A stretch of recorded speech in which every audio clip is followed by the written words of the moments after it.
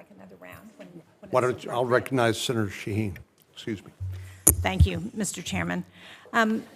Ms. Rogers, I want to go back to your conversation about soft power. And you quoted NPR CEO Katherine Maher.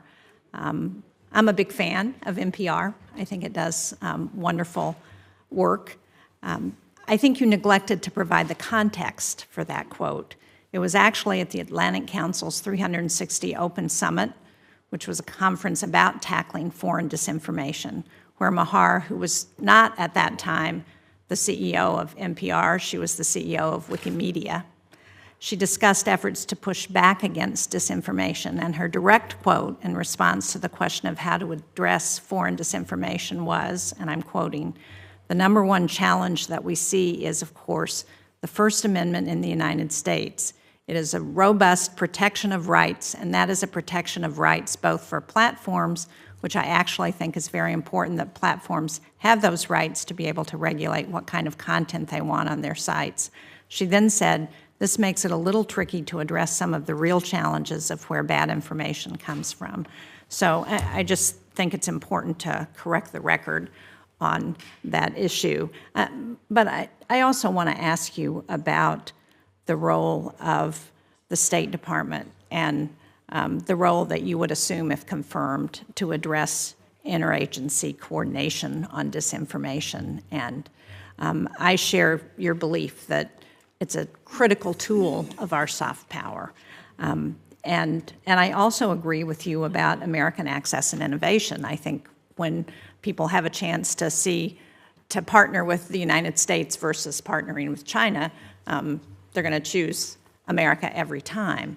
But if we don't have an apparatus which we can use to show what America's access and innovation is all about, then it's going to be really hard to get that message across to foreign governments. And that's sadly where we are, as Senator Kaine pointed out.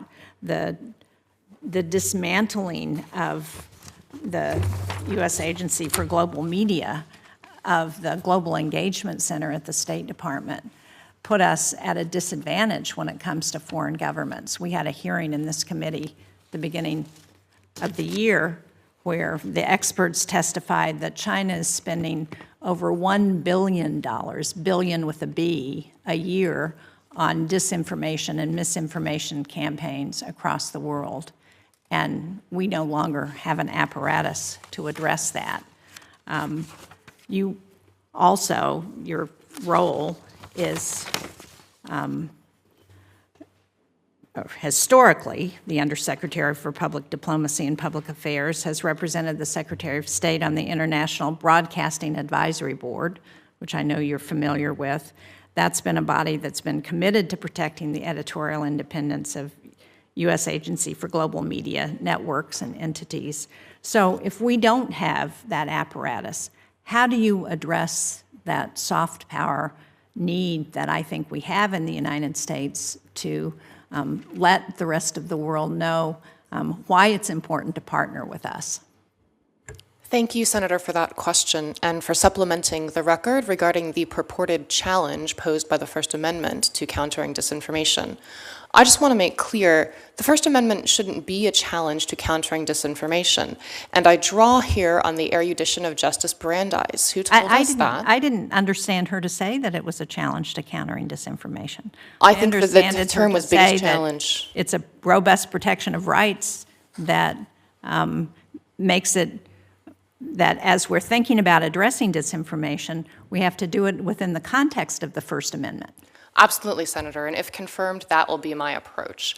I was quoting Brandeis here, who said the best response, and this is a bit of a paraphrase because I don't have it in front of me, to fraudulent and fallacious information is more speech, not enforced silence. So that will be the approach of public diplomacy if I'm confirmed to this role. And I also thank the Senator for the opportunity to address what the Global Engagement Center did.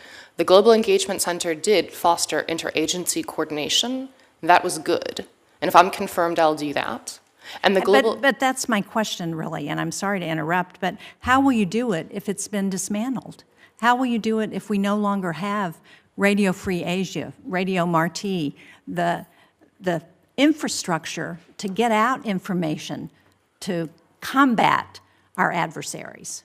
So just to distinguish briefly, I think if I were confirmed, my function, public diplomacy, never had AGM under it, although the senator is absolutely correct. I could serve on the board of AGM, which would be a separate agency. But we have thousands of social media channels that the public diplomacy function manages. We have assets in every regional bureau of the State Department, partnerships with influencers and creators. There are many, many outlets with which we can engage. And I think the media landscape has changed seismically, as the 2024 election cycle showed us.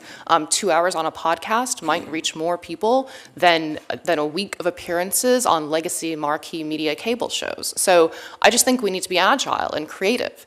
And I think to the extent that we're spending money on this media outreach, we just need to make sure, and I think the department is developing great metrics and tools to do this, make sure that every dollar we spend has an impact on the target audience. And we have metrics we can use to measure these things, to stay accountable to the American taxpayer and accountable to the imperative that each dollar we spend makes America safer, stronger, and more prosperous.